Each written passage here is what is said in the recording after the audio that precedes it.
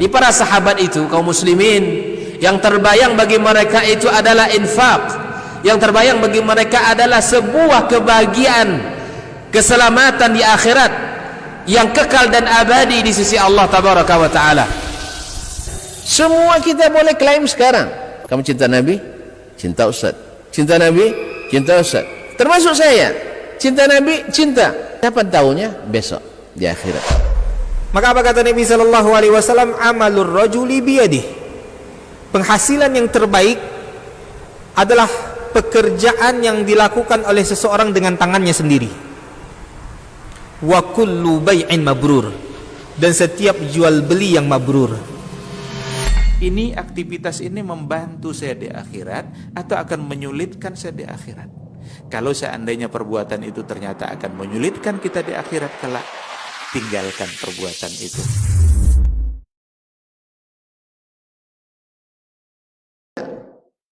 Di saat diberinya kita nikmat sehat dan nikmat sempat, mudah-mudahan menjadikan iman kita semakin kokoh dan kuat, khususnya di zaman fitnah, di zaman banyaknya hal-hal yang meragukan dan melemahkan. Ma'asyiral kiram yang dirahmati Allah SWT, al-akhawat wal ummahat al-fudlayat, selawat dan salam kepada baginda Nabi alaihi salatu wassalam, yang telah menerangkan agama ini kepada kita sehingga jelas dan terang jalan yang mesti dilalui oleh kita. Oleh itu kita berharap pula mudah-mudahan selawat dan salam itu membuat kita semakin mencintainya, dan mudah-mudahan di hari kiamat kita berbahagia dapat izin dari Allah mendapatkan syafaat darinya. Amin, amin ya rabbal alamin. Para ummahat, para akhwat rahimanillah wa iyyakum, dan juga para pemirsa dimanapun berada, kembali kita lanjutkan kajian kita bersama Imam Al-Bukhari dalam kitabnya Al-Adabul Mufrad, kitab tentang adab yang dikhususkannya. Qala rahimahullah, babu birri man kana yasiluhu abu. Bab berbuat baik, berbakti kepada orang yang dulu menjalin silaturahim dengan bapaknya. Jadi maksudnya seorang anak melanjutkan, menyambung tali silaturahim dengan orang yang dulu ada hubungan dengan orang tuanya atau ayahnya, karena ini termasuk birru al-walidain, termasuk berbuat baik dan berbakti kepada orang tua kita. Karena andainya mereka hidup dan kita berbakti kepada teman-temannya, sahabat-sahabatnya, saudara-saudaranya, pasti menyenangkannya. Karena kalau seseorang mencintai seseorang yang lain, di saat orang berbuat baik kepada yang dicintainya, pasti dia senang dan ridha. Apalagi di saat tidak mungkin lagi dia untuk menyambungnya, ternyata disambung oleh anak-anaknya. Maka ini dihitung sesuatu bakti anak kepada orang tuanya setelah meninggalnya, dan ini akan menjadi kebaikan yang bernilai di sisi Allah tabaraka wa taala.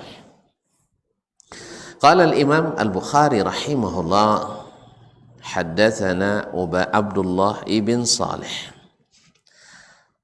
Haddatsana Abdullah ibn Salih telah menceritakan kepada kami hadis ini. Abdullah ibn Salih, yaitu Abdullah ibn Salih al-Misri, katibul Laits, katibu al-Laits. Qala haddatsani al-Laits, dia berkata telah menceritakan kepadaku hadis ini al-Laits. Itu Al-Laits ibn Sa'ad Al-Fahmi. Al-Laits ibn Sa'ad Al-Fahmi Abu Muhammad Al-Qurashi Al-Misri, salah satu rujukan fatwa umat Islam pada masanya. Beliau semasa dengan Imam Malik dan semasa dengan Imam Al-Auza'i, Imam Sufyan Ats-Tsauri, Sufyan bin Uyainah, dan Abdurrahman ibn Mahdi. Nah, mereka inilah dulu rujukan fatwa di masa itu. Tetapi yang eksis mazhab fikihnya sampai hari ini adalah Imam Malik ibn Anas yang dikenal dengan mazhab Al-Maliki. Dan selebihnya tidak ada mazhab yang dihidupkan orang daripada fatwa-fatwanya.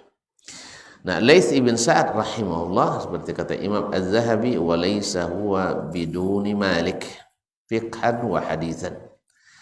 Dia ilmunya tidak kurang dari ilmunya Imam Malik, baik dari fikih maupun dari ilmu hadisnya. Tetapi dzalika fadlullah yu'tihi man yasha, karunia Allah berikan kepada siapa yang dikehendaki. Malik diberikan kelebihan sehingga mazhabnya eksis sampai hari ini. Kaum ibu, para ummahat, para akhwat yang senantiasa hendaknya dirahmati Allah. An Khalid ibn Yazid, dari Khalid ibn Yazid Al-Misri, juga thiqah. An Abdullah ibn Dinar, dari Abdullah ibn Dinar. Abdullah ibn Dinar Al-Adawi maulahum, Adawi maulahum, thiqatun faqih. An Ibni Umar, dari Ibnu Umar, yaitu Abdullah ibn Umar bin Al-Khattab Al-Adawi Al-Qurashi Abu Abdurrahman Al-Madani radhiyallahu ta'ala anhu wa an abih.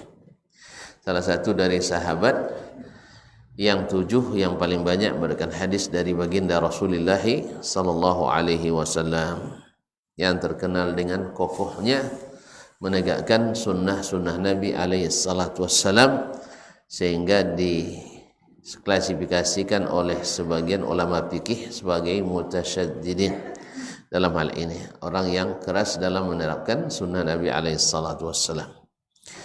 Marra a'rabiyyun fi safar, pada suatu perjalanan lewat seorang A'rabi. A'rabi adalah mufrad daripada Al-A'rab, yaitu orang Arab Badui, yaitu yang biasanya tidak menetap. Jadi mereka adalah nomaden atau ghairu mutamaddin, artinya mereka selalu berpindah-pindah. Di mana ada sumber air dan sumber untuk menggembalakan hewan ternaknya, mereka pun tinggal di situ. Dan bila habis mereka pindah ke tempat lain sesuai dengan kondisi alam yang ada pada masa itu. Dan biasanya Arabi ini ya seperti orang-orang pedalaman juga terkenal dengan sikapnya yang kaku dan keras karena memang belum begitu berbudaya. Oleh sebab itu Nabi alaihissalam melarang A'rabi menjadi pemimpin bagi orang yang sudah mutahaddirin. Marra A'rabiyun fi safar, pada suatu perjalanan lewat seorang A'rabi. Wa kana Abul A'rabi sadiqan li Umar radhiyallahu anhu. Dan ayah orang Arab Badui ini dulu pernah berteman dengan Umar, yaitu Umar bin Khattab radhiyallahu ta'ala anhu. Jadi ayahnya dulu pernah bersahabat dengan Umar bin Khattab radhiyallahu anhu, ayahnya Abdullah. Ayahnya Abdullah bin Umar. Faqala lil A'rabi, Abdullah bin Umar melihat A'rabi tadi, dia berkata, Alastabnu fulan, alastabna fulan, bukankah kamu anak si fulan? Disebutnya nama ayah orang Badui tadi. Qala bala, benar, saya adalah anak si fulan. Oh, berarti Abdullah bin Umar masih ingat dengan putra sahabat ayahnya itu. Fa amara lahu Ibnu Umar bihimarin kana yasta'qib. Maka Ibnu Umar menyuruh pembantunya menyerahkan keledai sebagai kendaraan cadangannya untuk menyerahkan keledai cadangannya kepada orang Arab Badui tadi. Artinya menghadiahkan. Ibnu Umar berjalan musafir dengan membawa atau mengendari onta. Tapi bila beliau sudah capek naik onta, dia naik keledai tadi. Atau bila ontanya kecapean, maka dia pindah ke keledai sebagai kendaraan cadangannya. Yasta'aqib, yaitu sebagai kendaraan cadangannya. Wa naza'a imamatahu, dan dia membuka imamahnya di atas kepala, sorbannya. Dia pun membuka sorbannya ar-ra'sihi, dari kepalanya. Fa'atahu, dan dia hadiahkan juga.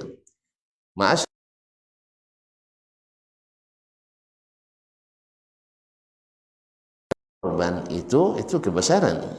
Itu adalah suatu penghormatan. Karena yang paling terhormat di mata seseorang, juga di kita, adalah kepala.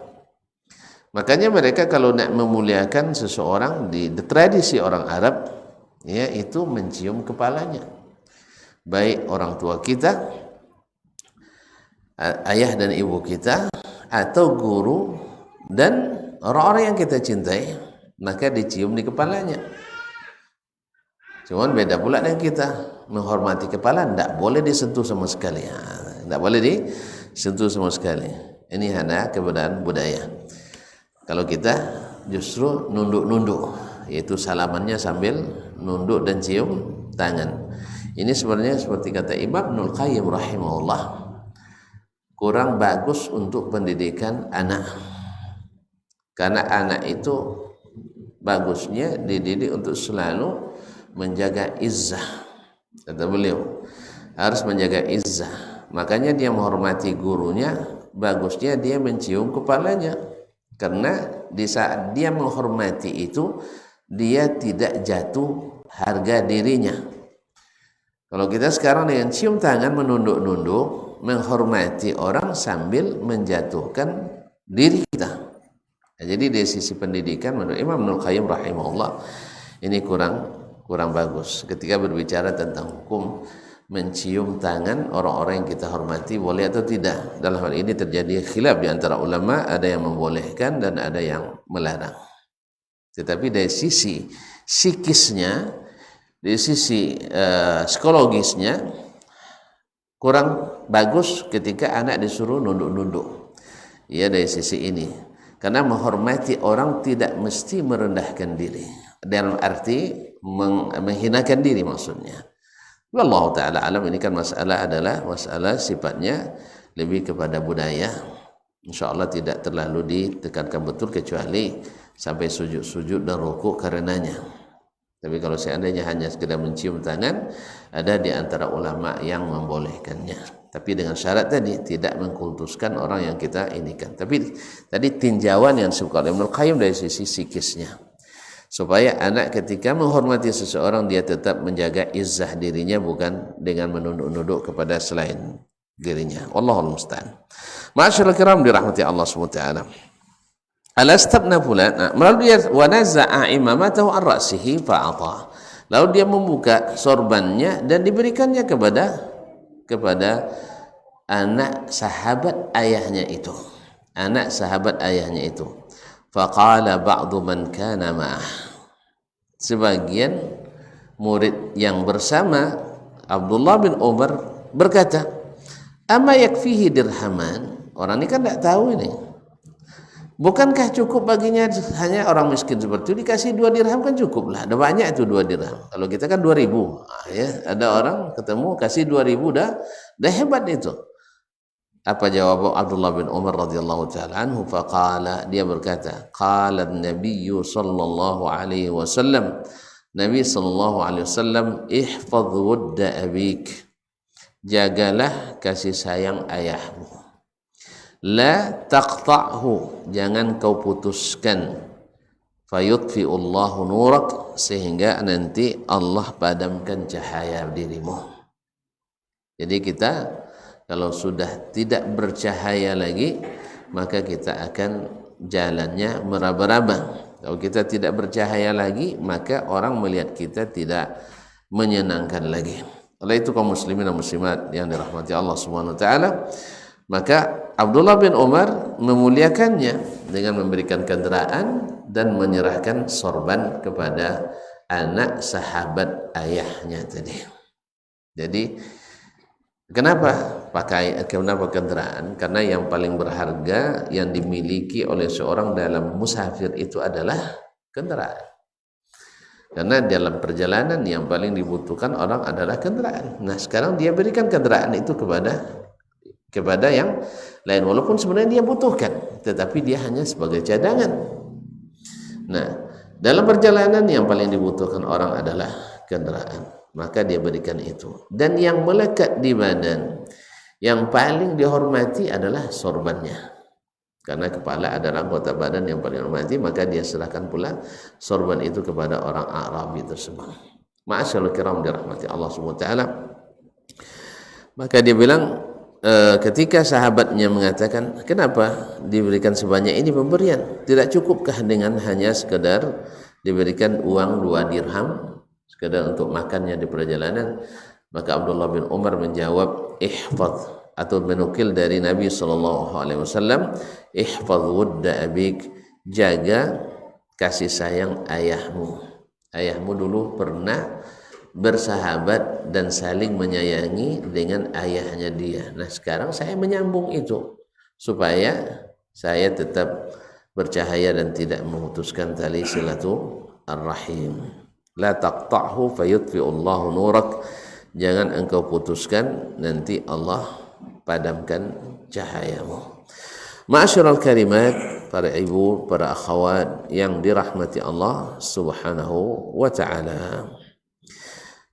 Kemudian hadis yang kedua dalam bab ini berkata Imam Al-Bukhari rahimahullah, haddatsana Abdullah ibn Yazid, telah menceritakan hadis ini kepada kami Abdullah ibn Yazid Al-Muqri At-Tujibi Al-Misri, thiqatun faqih.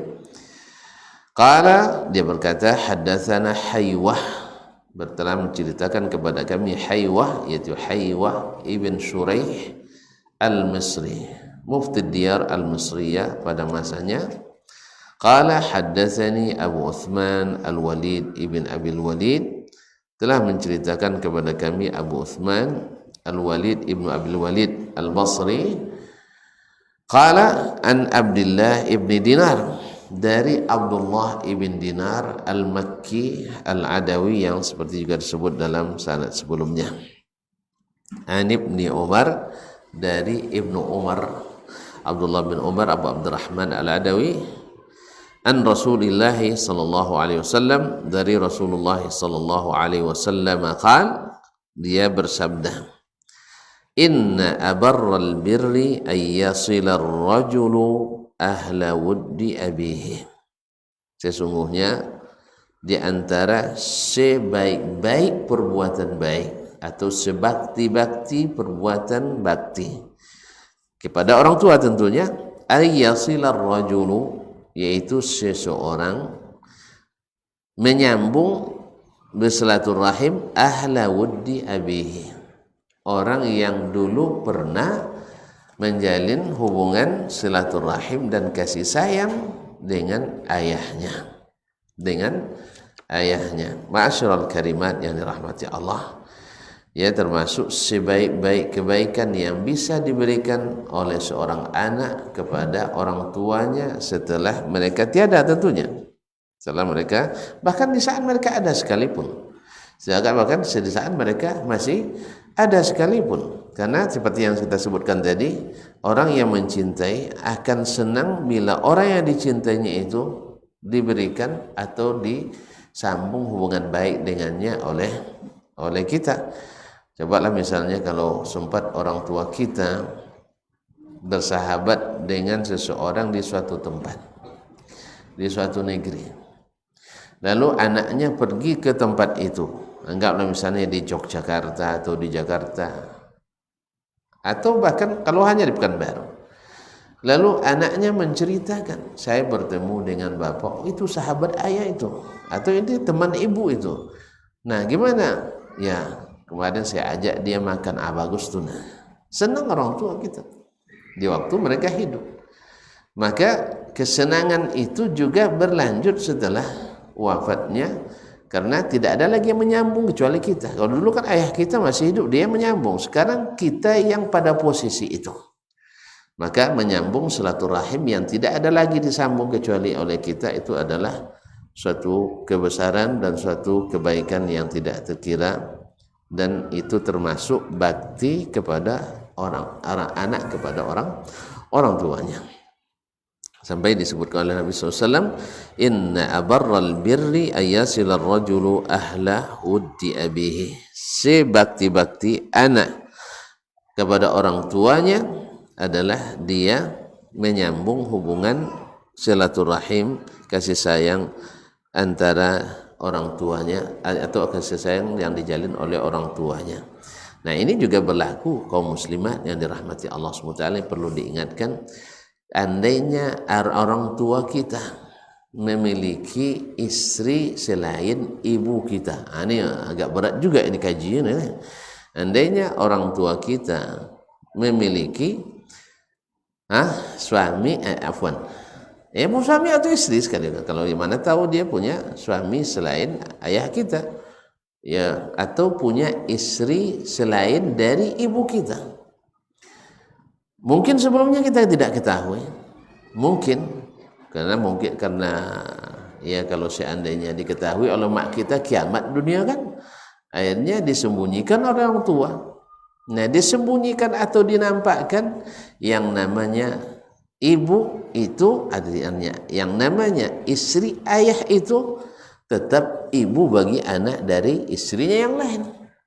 Dan saudara yang dilahirkan dari pernikahan yang sah, walaupun tidak diumumkan itu, malumlah nikah siri, apa namanya nikah siri namanya, nikah semondok, nikah sondok-sondok, ya karena minta izin tak juga nampak, ya minta maaf juga belum bisa. Akhirnya tiba-tiba ayah meninggal, tiba-tiba pas dia meninggal datang anaknya, masya Allah. Rupanya anak di Makinang 3, cuma di sana 8. Subhanallah. Nah sekarang kesempatan untuk berbakti kepada orang tua kita tadi.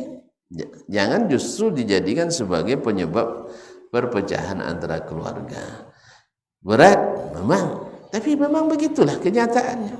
Bahwa kalau memang kita berbakti pada orang tua dan ingin mendapatkan sebaik-baik bakti itu adalah menyambung silaturahim dengan orang-orang yang dicintai oleh orang tua kita. Jangan disebut itu ayah berkhianat, enggak. Sebenarnya bukan ayah berkhianat, kita yang tak kasih izin kepadanya sehingga dia terpaksa melakukannya. Wallahu musta'an. Orang tua kami dulu ya tidak mempedulikan kami, itu urusan dia. Ya, urusan dia. Kita sebagai anak tetap berpeluang untuk berbakti pada orang tua. Kan dulu sebelumnya orang tua yang musyrik pun kita berbakti kepadanya, dan tidak ada dosa yang lebih besar daripada syirik. Innallaha la yaghfiru ayyushraka bihi wa yaghfiru ma duna dzalika liman yasha. Allah tak akan pernah mengampuni dosa syirik, tapi dosa selain itu Allah ampuni bagi siapapun yang dia kehendaki.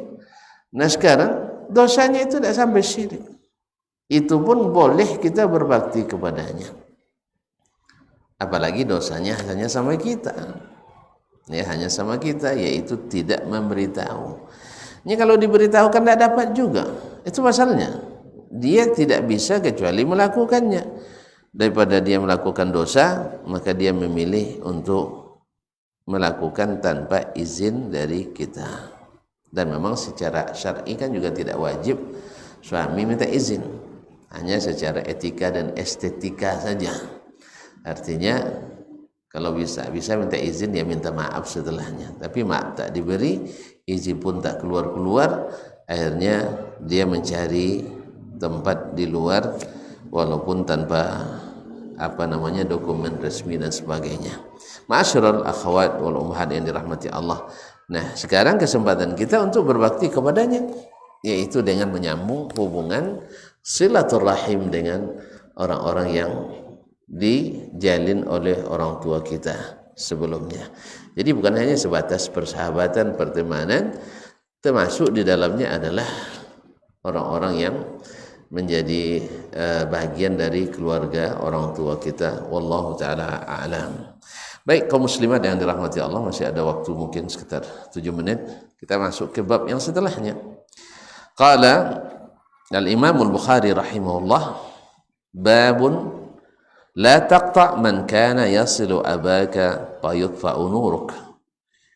Bab, jangan kamu putuskan orang yang dulu berhubungan silaturahim dengan ayahmu, fa yutfa'a nuruk, sehingga cahayamu dipadamkan.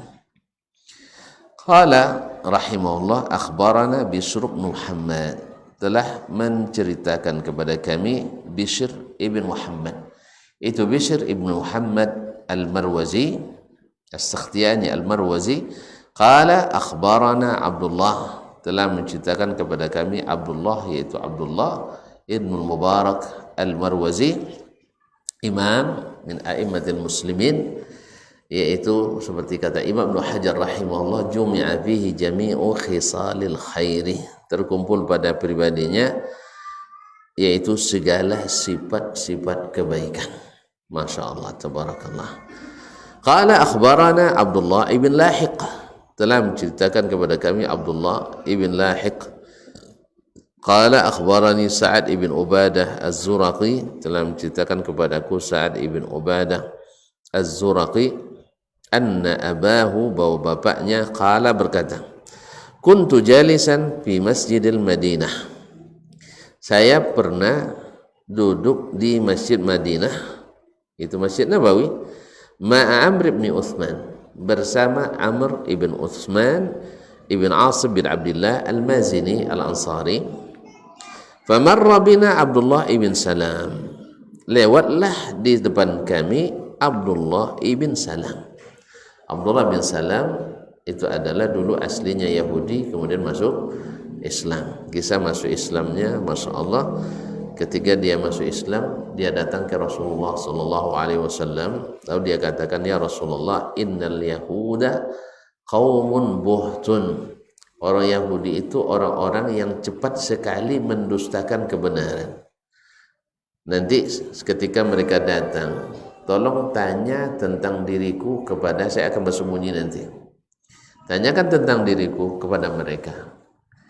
Lalu ketika para pemuka Yahudi datang, Nabi bertanya kepada mereka, ma tarawna Abdullah ibn Salam fikum. Nama ayahnya Abdullah juga ini, Abdullah bin Abdullah ibn Salam. Jadi apa menurut kalian Abdullah bin Salam menurut kalian? Apa yang kita lihat di Abdullah? Qala khairuna wa ibnu khairina, adalah orang pilihan kami dan anak dari orang pilihan di antara kami.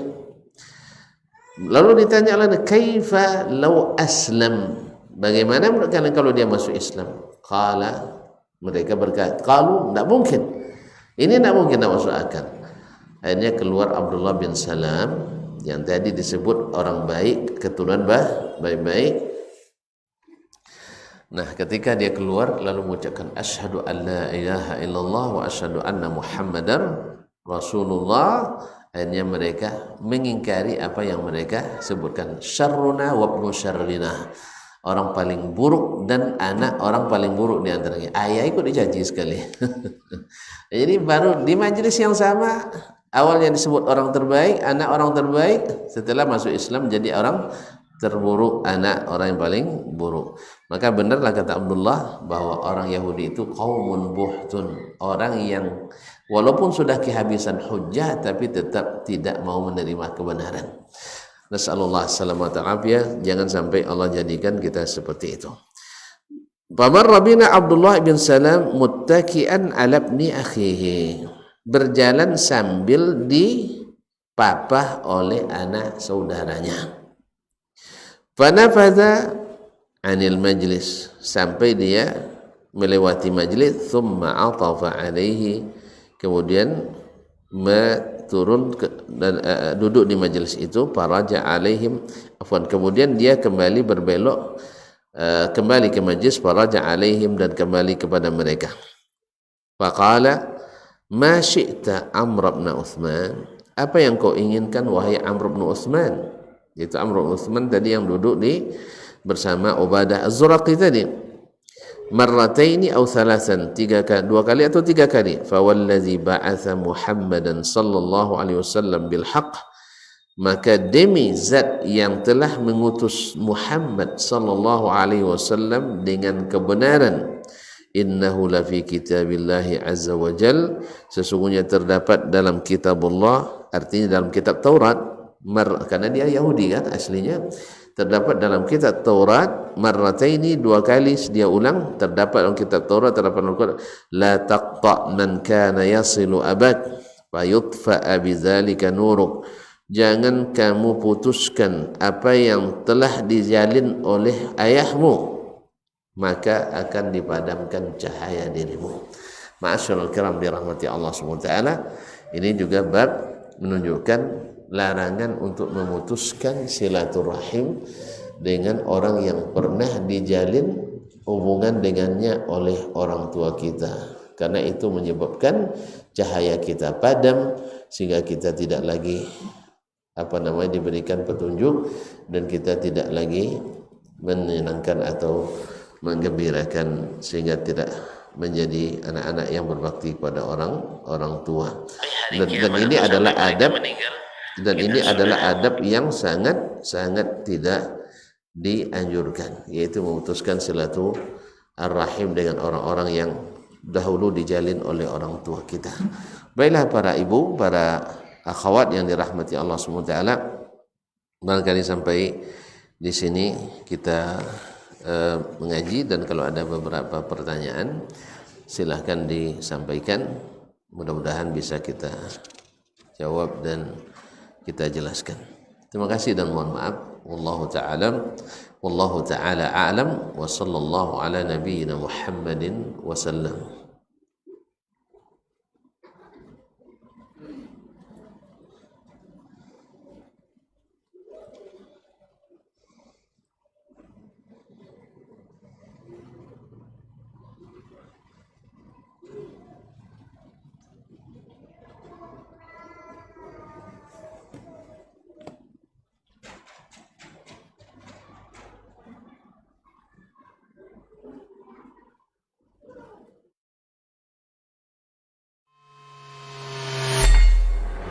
Di para sahabat itu, kaum muslimin, yang terbayang bagi mereka itu adalah infak, yang terbayang bagi mereka adalah sebuah kebahagiaan, keselamatan di akhirat yang kekal dan abadi di sisi Allah tabaraka wa taala.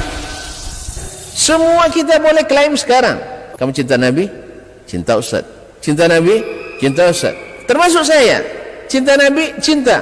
Dapat tahunya besok di akhirat. Maka apa kata Nabi sallallahu alaihi wasallam? Amalur rajuli biyadih. Penghasilan yang terbaik adalah pekerjaan yang dilakukan oleh seseorang dengan tangannya sendiri. Wa kullu bai'in mabrur, dan setiap jual beli yang mabrur. Ini aktivitas ini membantu saya di akhirat atau akan menyulitkan saya di akhirat? Kalau seandainya perbuatan itu ternyata akan menyulitkan kita di akhirat kelak, tinggalkan perbuatan itu.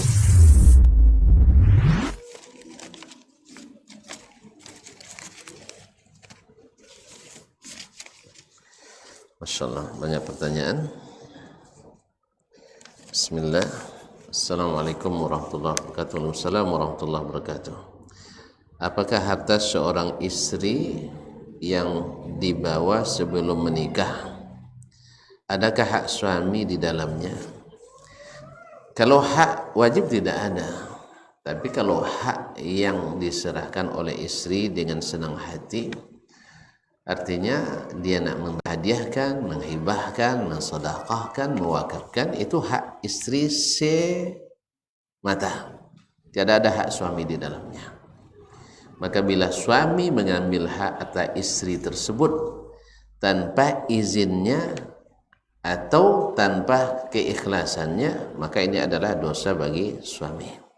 Jadi harta istri adalah harta istri sampai kapanpun, kecuali kalau dia dengan senang hati memberikannya kepada suaminya, seperti dulu Khadijah radhiyallahu taala anha ketika menikah dengan Nabi sallallahu alaihi wasallam, dia menyerahkan kepada Nabi untuk mengelola segala usahanya, dan dia meminta minta belanja ke Nabi alaihi salatu wassalam. Wallahu taala alam. Assalamualaikum warahmatullahi wabarakatuh. Apakah Rasulullah di keningnya ada tanda hitam bekas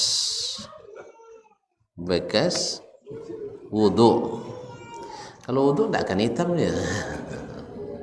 Mungkin maksudnya bekas sujud ya. Wudu tambah putih lah dia.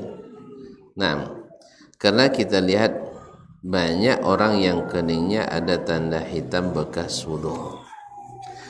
Mohon maaf, saya tidak tahu. Ya, saya tidak tahu apakah kening Nabi hitam karena sujud atau tidak. Adapun kalau seandainya orang hitam keningnya karena sujud, ya tidak ada masalah. Sebagaimana lutut kita juga hitam gara-gara sering sujud. Nah, itu hanya tanda-tanda yang Allah berikan. Soal keikhlasannya itu antara dia dengan Allah tabaraka wa taala, dan itu tak perlu pula kita permasalahkan. Itu tak perlu kita permasalahkan. Artinya kalau ada orang yang keningnya hitam karena sujud, dan jangan pula menjadi bahan cemoohan antara kita, seolah-olah dia ngesek-gesekkan ke tempat sajadah. Sebentar, itu dosa besar kita menuduh saudara-saudara kita dengan tuduhan yang tidak beralasan tersebut. Kalau diberi, mudah-mudahan sebagai tanda, dan kalau seandainya tidak usah diusahakan. Allah Ta'ala alam. Baik. Assalamualaikum warahmatullahi wabarakatuh. Waalaikumsalam warahmatullahi wabarakatuh. Apakah boleh seorang muslimah datang atau mengunjungi orang tua yang sedang sakit dan menetap lama di rumah orang tuanya? Apakah boleh seorang muslimah datang atau mengunjungi orang tua yang sedang sakit dan menetap lama di rumah orang tuanya? Apa maksudnya ini? Sementara orang tua si muslimah non muslim. Mohon solusinya Ustaz. Tidak ada larangan mengunjungi orang tua kita yang masih non muslimah atau non muslim, tidak ada masalah. Kan saudara-saudara kita sendiri yang juga non muslim, tidak dilarang untuk menjalin hubungan dengan mereka selama kita menjaga adab-adab yang telah ditentukan. Misalnya suami dari adik-adik kita bukan mahram kita, tapi mereka tetap adik saudara kita, tetap mahram bagi kita. Tidak perlu berhijab daripadanya, kecuali dikhawatirkan hal-hal yang tidak diinginkan. Tentu jaga diri daripadanya. Nah, dan pergaulan antara seorang muslimah dengan keluarganya tetap seperti biasa, tentu saja dengan batasan-batasan syar'i yang sudah ditentukan, apalagi orang tuanya. Wallahu ta'ala a'lam. Bismillah. Assalamualaikum warahmatullahi wabarakatuh. Di kampung kami masih melakukan tradisi selamatan sesudah kematian. Belum lama ini salah satu orang tua anak meninggal dan anak disuruh pulang kampung untuk mengikutinya. Apa yang harus anak lakukan sebaiknya Ustaz? Sementara ibu menyuruh pulang. Sudah atau belum nih? Kalau belum, alhamdulillah tidak jadi pulang. Tapi kalau belum, dilihat. Karena para ibu dan akhwat yang dirahmati Allah SWT melakukan selamatan 3 hari, 7 hari, 40 hari, 100 hari. Pertama, memang ini tidak ada dasarnya dari Nabi alaihi salatu wassalam. Ini tidak ada dasarnya sama sekali dari Nabi sallallahu alaihi wasallam. Makanya tidak dianjurkan. Tetapi bila seandainya ini kan perintah orang tua, ibu kita, Nah, sekarang yang dilakukan itu adalah sesuatu yang tidak syar'i. Yang tidak syar'i ini bertingkat-tingkat, tidak satu tingkatan. Ada yang bid'ah itu sifatnya sampai menyebabkan orang keluar dari Islam. Seperti bid'ahnya gulat, as-sufiyah, orang-orang yang gulu sampai di kalangan orang-orang yang ahli tasawuf, seperti sampai mengatakan Allah menyatu dengan syekhnya, atau syekhnya bisa langsung menerima wahyu sehingga langsung dari Allah SWT. Yang seperti ini banyak dihukum keluar dari Islam oleh para ulama, seperti Ar-Rumi misalnya, atau Al-Hallaj yang dihukum mati karena tidak mau, atau Ibnu Arabi yang mengatakan dalam jubahnya itu hanya Allah. Ini yang seperti ini tidak ada toleransinya. Dulu di zaman sahabat awal-awal Islam di Makkah, salah seorang sahabat Mus'ab bin Umair atau Abdurrahman bin Auf, saya lupa namanya nih, ibunya, dia ini di masa mudanya, dan dia masih muda waktu itu, remaja, masih muda, anak muda, dia itu paling terkenal berbakti pada ibunya. Se-Mekah itu dia yang paling taat pada orang tuanya, sampai-sampai disebut anak manja ibunya. Kita lebih kurang maksud sekarang. Nah, di saat dia masuk Islam, ibunya memanfaatkan kedekatannya itu dengan dirinya. Dia mengancam anaknya untuk, kalau kamu tidak kembali ke agama lama, saya akan mogok makan sampai mati. Ya, mogok ibunya. Dia tidak peduli. Dia bilang, ibu mogok, andainya ibu punya 100 nyawa, 1000 nyawa, lalu satu persatu saya lihat roh ibu berterbang gara-gara mogok makan ini, saya tidak akan meninggalkan Islam ini. Akhirnya ibunya menyerah. Yang seperti ini tidak ada toleransinya. Wa in jahadaka ala an tusyrika bima laysa laka bihi ilmun fala tuti'huma. Kalau dipaksa yang seperti ini tidak ada ketaatan padanya. Tapi ada yang sifatnya seperti yang di dalam pertanyaan ini, itu bid'ah yang dilakukan orang tidak mengeluarkan dari Islam, tapi adalah maksiat dan dosa yang melakukannya tidak berpahala, justru mungkin berdosa. Tapi mungkin saja niat baiknya berpahala dari sisi niat, tapi pahala amal ini tidak ada karena tidak ada dalam ini. Masyaallah kira kalimat. Nah, dilihat kalau seandainya ibu tadi memaksa dan tidak dapat ditolak sama sekali, maka hadir untuk niatnya menyenangkan orang tua kita, bukan untuk mengikuti acara tersebut.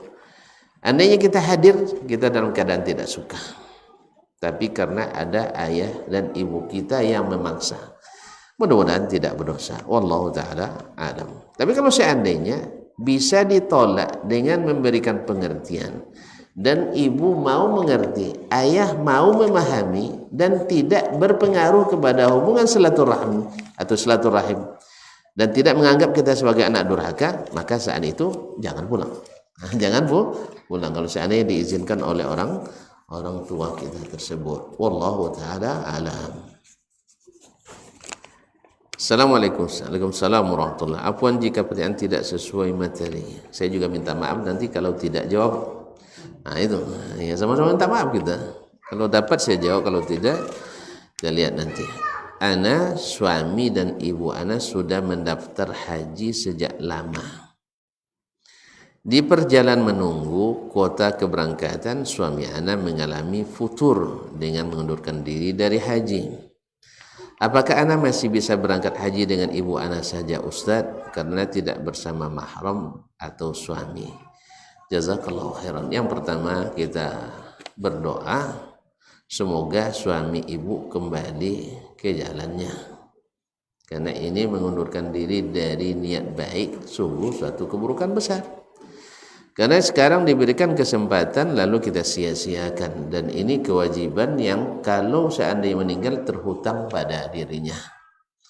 Oleh itu mari sama-sama berdoa kita, mudah-mudahan beliau dikembalikan kepada jalan haji ini supaya tidak meneruskan mengundurkan diri atau mengembalikan pendaftarannya. Adapun apakah boleh ibu haji dengan orang tua sendiri? kalau seandainya orang tua tersebut ada mahram seperti ayah atau saudara kandung atau paman di dalam rombongan tersebut yang bisa menjadi mahram, walaupun suami tidak ikut berangkat tetapi diizinkannya berangkat, maka berangkat. Ya, bahkan dalam hal ini sebagian ulama dalam masalah rukun haji ini kadang-kadang izin pun tidak diperlukan ini.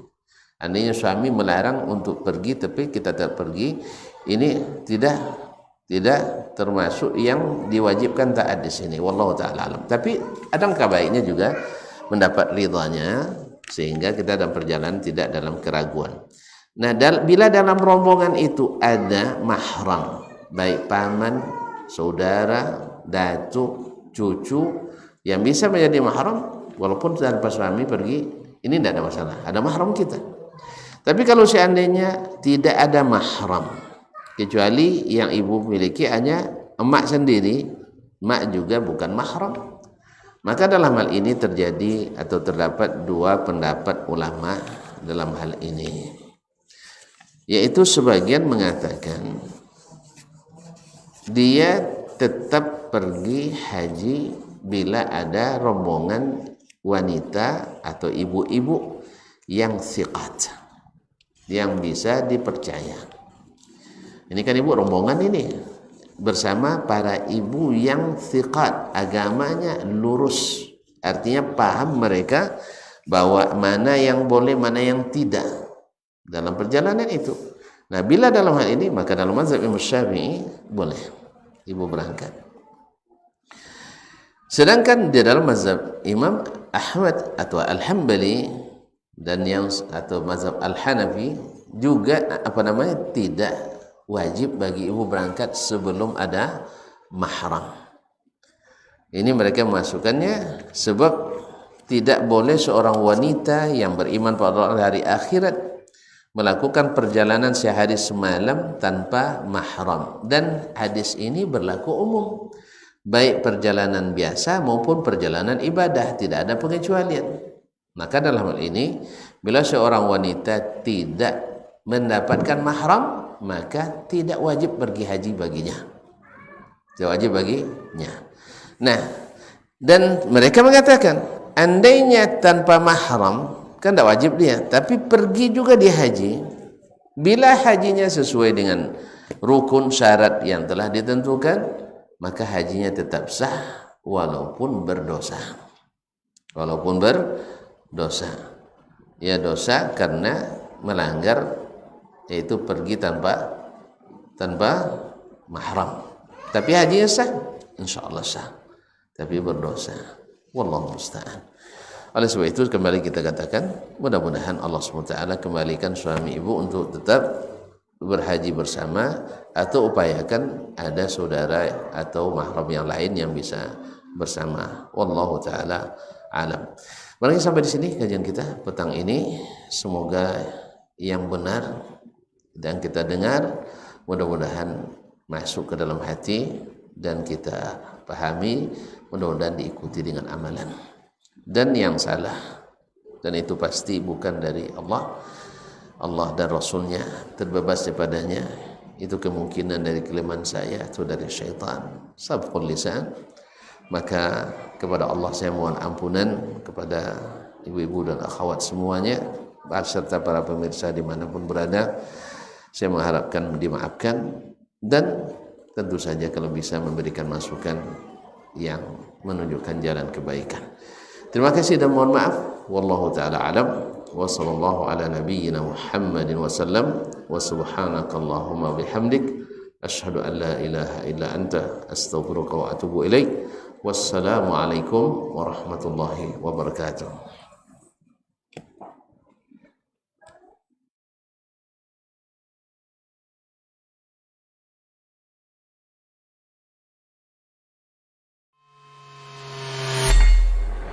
Di para sahabat itu, kaum muslimin, yang terbayang bagi mereka itu adalah infak, yang terbayang bagi mereka adalah sebuah kebahagiaan, keselamatan di akhirat yang kekal dan abadi di sisi Allah tabaraka wa taala. Semua kita boleh klaim sekarang. Kamu cinta Nabi? Cinta Ustaz. Cinta Nabi? cinta Ustaz. Termasuk saya, cinta Nabi, cinta. Kapan tahunya? Besok di akhirat. Maka apa kata Nabi sallallahu alaihi wasallam? Amalur rajuli biyadih. Penghasilan yang terbaik adalah pekerjaan yang dilakukan oleh seseorang dengan tangannya sendiri. Wa kullu bai'in mabrur. Dan setiap jual beli yang mabrur. Ini aktivitas ini membantu saya di akhirat atau akan menyulitkan saya di akhirat. Kalau seandainya perbuatan itu ternyata akan menyulitkan kita di akhirat kelak, tinggalkan perbuatan itu.